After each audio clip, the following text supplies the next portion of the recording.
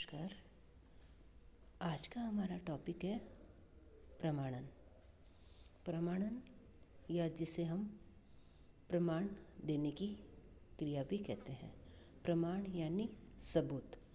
कोई भी कार्य हम करते हैं तो किसी को यह जताने के लिए कि हमने ये कार्य किया है तो उसके लिए हमें सबूत देना पड़ता है। वह ऐसा कार्य जिससे पुष्टि हो सके कि हमने अमुक कार्य किया है। इसी तरह व्यवसाय में भी व्यावसायिक गतिविधियाँ जो होती है उसका भी हमें सबूत देना पड़ता है कि यह गतिविधि हुई है, उसका यह सबूत है।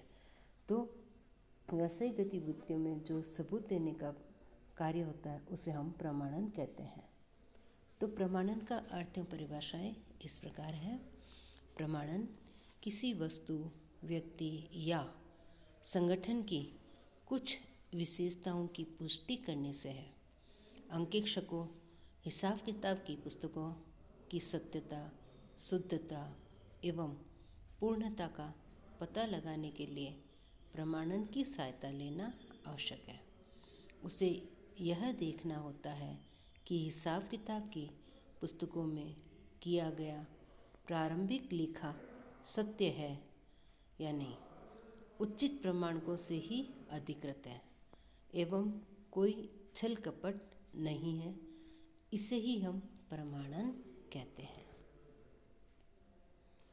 प्रमाणन के संबंध में विभिन्न विद्वानों ने समय समय पर अनेक परिभाषाएं दी है, जिसमें कुछ इस प्रकार है। हमारी आर्थर डब्ल्यू होम्स ने प्रमाणन को लेन देन की शुद्धता का समर्थन करने वाला बतलाया है।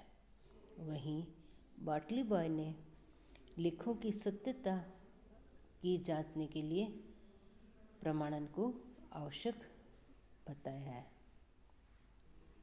जबकि डी पोला प्रमाणन को अंकेक्षण की आत्मा कहते हैं।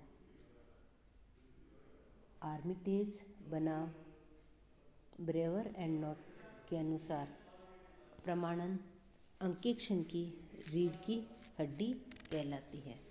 जिस तरह रीढ़ की हड्डी हमारे शरीर को एक सहारा प्रस्तुत करता है या जिसके सहारे ही मानव शरीर का ढांचा खड़ा होता है, यदि यह हड्डी कमज़ोर हो जाए या टूट जाए तो मानव शरीर की सब क्रियाएं पर उसका प्रभाव पड़ता है और मनुष्य असहज महसूस करता है और वह अपना कार्य इच्छा अनुसार नहीं कर पाता है।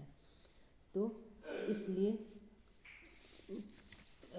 अंकेक्षण में भी प्रमाणन की यही स्थिति है। यदि प्रमाणन कमज़ोर है तो और ठीक सिद्धांतों पर आधारित नहीं है तो अंकेक्षक भी अपने अंकेक्षण के जो निश्चित उद्देश्य है या लक्ष्य है उनको प्राप्त नहीं कर पाता है।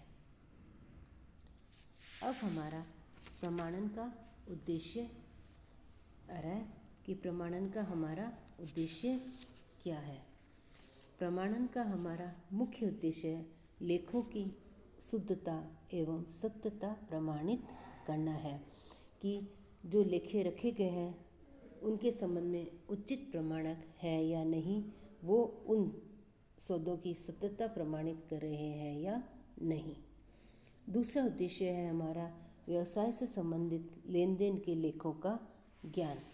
प्रमाणन के द्वारा ही अंकेक्षक को यह विश्वास हो जाता है कि जो लेन देन किया गया है वो व्यवसाय से संबंधित ही है और प्रमाणों के आधार पर भी अंकेक्षक यह पता लगाता है कि कोई ऐसा प्रमाणक तो नहीं है जिसका लेन देन या लिखा करने से रह गया है, या कोई ऐसा प्रमाणक तो नहीं है जो व्यवसायिक गतिविधियों से संबंधित न होकर व्यापारी की व्यक्तिगत गतिविधियां या निजी कार्यों से संबंधित हो और उसको व्यवसाय में शामिल कर लिया गया हो।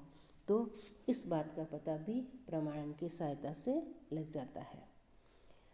लेखों का अधिकृत होना, तो प्रमाणन का हमारा उद्देश्य भी यही है कि अंकेक्षक को यह विश्वास हो जाता है कि समस्त लेखे पूर्ण रूप से अधिकृत है और इसके लिए उचित प्रमाण पत्र मौजूद है और वो व्यवसाय से संबंधित ही है। अब आता है हमें प्रमाणक। प्रमाणक से क्या तात्पर्य है? व्यावसायिक व्यवहारों को प्रमाणित करने वाले लिखित प्रपत्र प्रमाणक कहलाता है। यानी जो साक्ष्य है वो ही हमारा प्रमाणन कहलाता है। ये प्रपत्र कैसे होने चाहिए? लिखित होने चाहिए। जो लिखित प्रपत्र है वो ही हमारे प्रमाणक कहलाते हैं। प्रमाणक हमारे दो प्रकार के होते हैं। पहला मूल प्रमाणक, दूसरा है गौण प्रमाणक। मूल प्रमाणक से आशय वही है जो किसी लेन देन के सौदे की सत्यता को प्रस्तुत करने के लिए लिखित में जो सबूत होता है उसे ही हम मूल प्रमाणक कहते हैं। जैसे उधार क्रय करते हैं तो उसके लिए बीजक मूल प्रमाणक होगा। नगद भुगतान करते हैं तो उसका कैश मेमो है वो इसका मूल प्रमाणक होगा।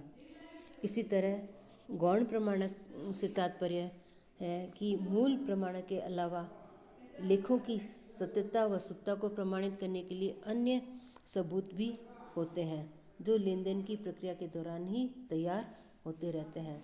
उन्हें हम गौण प्रमाणक कहते हैं।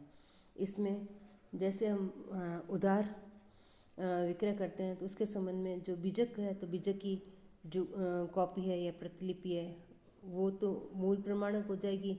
लेकिन जो बीजक के लिए जो आदेश प्राप्त हुआ है, जहाजी बिल्टी है या पैकिंग नोट्स वगैरह है तो ये सारे हमारे गौण प्रमाणक कहलाएंगे।